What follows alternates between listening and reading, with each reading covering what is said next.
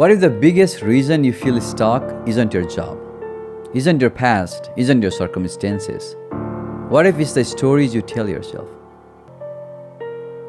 What if you are not trapped, but simply avoiding responsibility? What if being wrong isn't weakness, but the door to growth? What if failure isn't proof you can't do it, but proof that you are actually trying? And what if one day, when life is almost over, you realize you spent too much time chasing approval and not enough time choosing meaning? The simple message here is you can't control everything that happens to you, but you always have control over how you respond. Author is arguing that life is unpredictable. You cannot control other people's behavior, unexpected failures, health challenges, economic challenges, criticisms, or rejection, past mistakes. And many of our frustrations come from trying to control things that are simply out of our control. But what we do control is our perspective, our responses, our next action. Life always presents two options when every event happens. It is up to you which one you want to choose. For instance, you're driving on the highway. You are already running late for work. Traffic is heavy. Your mind is racing with meetings, deadlines, responsibilities. And suddenly, someone comes up fast behind you, tailgating, clearly impatient, signaling to squeeze into your lane in front of you. And instantly something happens inside you. No way. I was here first. Why should I let this guy in? He thinks he owns the road. You feel that surge of frustration, anger, ego. And now you have two choices. Choice one, react with ego. Speed up. Close the gap. Refuse to give space. And suddenly, both of you are tense. The other driver gets more aggressive and now it's no longer just driving, it's competition. And here's the scary part, especially here in Texas, road rage is real.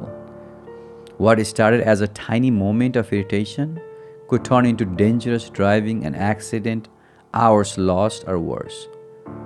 All because of one reaction. Choice 2, respond with awareness, take a breath and realize if I let him in, what do I really lose? Maybe half a second? That's it?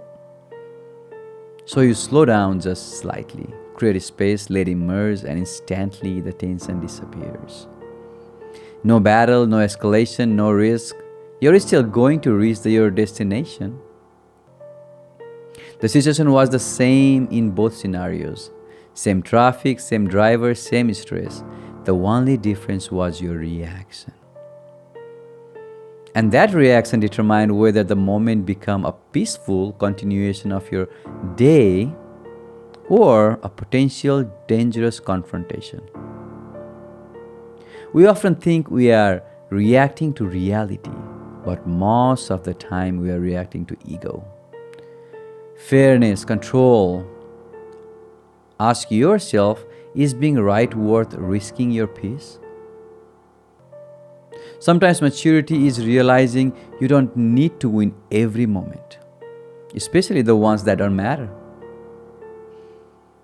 You cannot control who drives next to you, but you can for sure control who drives your emotions.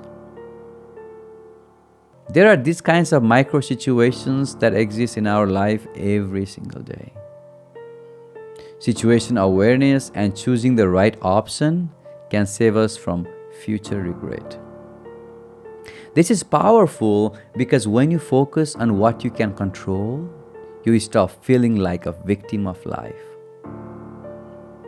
We want to move from why is this happening to me to how do I respond to this situation in a way that helps me grow. Example, two people lose their job. One says, "This is unfair. My life is ruined." Another says, this is painful, but maybe this is an opportunity to learn something new. Same event, different reactions, different outcomes. Being stuck in an adverse situation leads to unwanted results. But accepting reality and embracing opportunity can lead to unimaginable achievements. The author argues that avoiding responsibility is also a choice. He says, even when we avoid responsibility, we are still choosing. Doing nothing is still a decision. Avoiding is still an action. It is easy to give up, but it requires determination and courage to turn a situation around in your favor. Sometimes we say, I didn't choose this. I had no option. It just happened. But often we are choosing indirectly. Choosing silence instead of communication. Choosing comfort instead of growth. Choosing distraction instead of change. Choosing fear instead of action. And here is the hard truth. Not deciding is still deciding. You're probably deciding to give up, to stop fighting. Fighting for the right reasons could give you a second chance. But accepting everything as fate may let you down in a guilt and sorrow. Taking responsibility doesn't mean blaming yourself or everything. It means accepting. I may not control what happened, but I control what happens next. The mindset creates power, ownership, emotional strength. Many of us wait for motivation. We wait for perfect timing. But growth begins when you say, maybe I didn't choose the situation, but I choose my response. Life doesn't always give us control over events, but it always gives us responsibility over our response. And sometimes the biggest decision we make is whether we stay forward or stay where we are. Every one of us processes life differently. But with a positive mindset and resiliency, we can overcome any challenge.